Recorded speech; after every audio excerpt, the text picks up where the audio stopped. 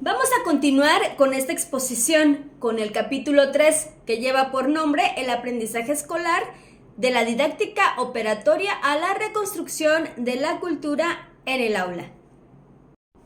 Hemos ya analizado diferentes teorías acerca del aprendizaje y de estos procesos, pero es ahora de detenernos a identificar ese problema y lo que es más interesante, tener una óptica pedagógica de la evolución actual de estas teorías de aprendizaje.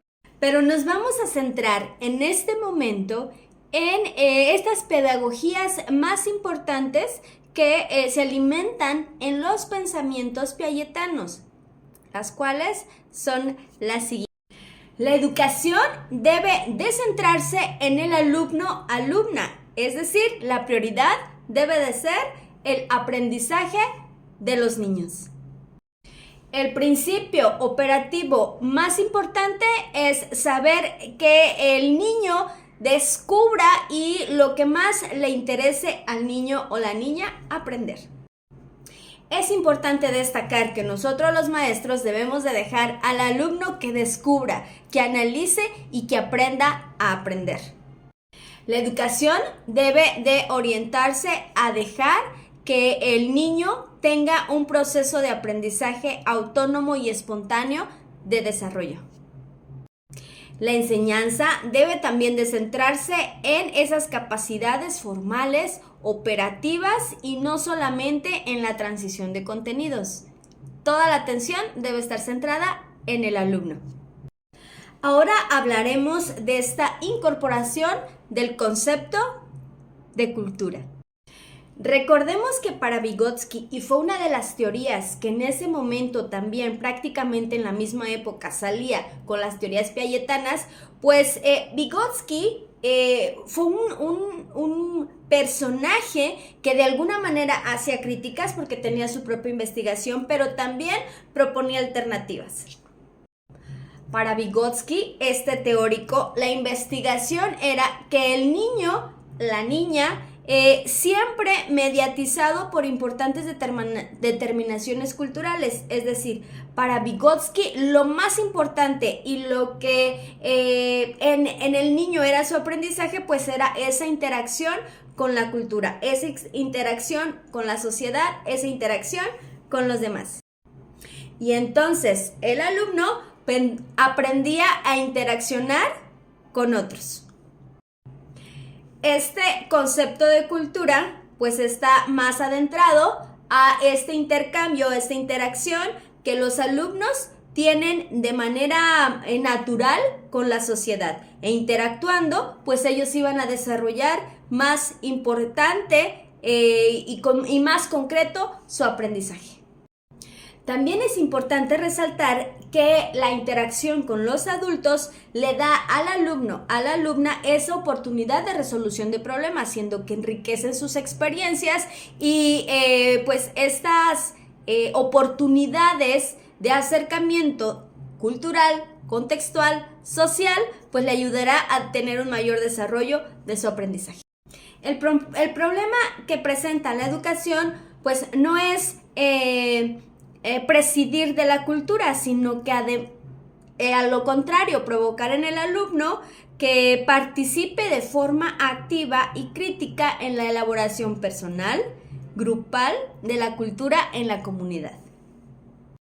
Tanto para Vygotsky como para Brunner vuelven la mirada en que el aprendizaje debe de ser espontáneo y que el niño o la niña realiza en su experiencia vital para encontrar los modelos que pueden orientar el aprendizaje sistemático en el aula.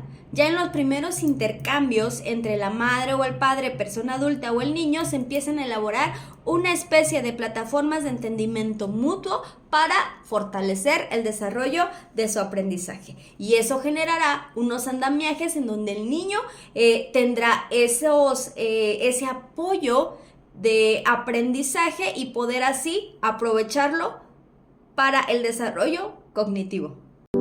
Realidad, ciencia y cultura. son claramente reformulados en este planteamiento y constituyen los conceptos básicos para poder comprender el proceso de creación de ámbitos de significado compartido. La realidad. Hay múltiples realidades, como hay múltiples formas de vivir y dar sentido a la vida, desde las peculiaridades espaciales y temporales que rodean la vida de cada individuo y cada grupo. En definitiva, hay tantas realidades como versiones de la realidad. Como representaciones subjetivas, se elaboran sobre las múltiples formas de vivir. La ciencia. La ciencia es considerada como un proceso humano y socialmente condicionado de producción de conocimiento.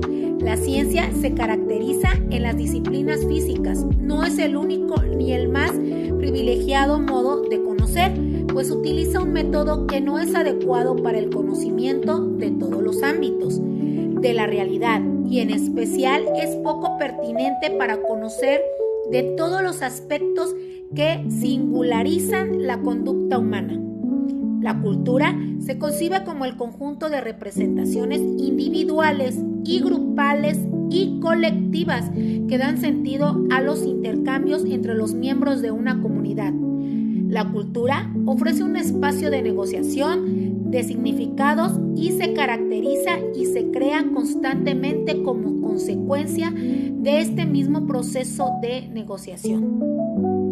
El aprendizaje relevante en la escuela, la reconstrucción del pensamiento y la acción del alumno. El alumno se pone progresivamente en contacto con los productos más elaborados de la ciencia, el pensamiento y el arte, con la finalidad de incorporarlos como instrumentos valiosos para el análisis y la solución de problemas.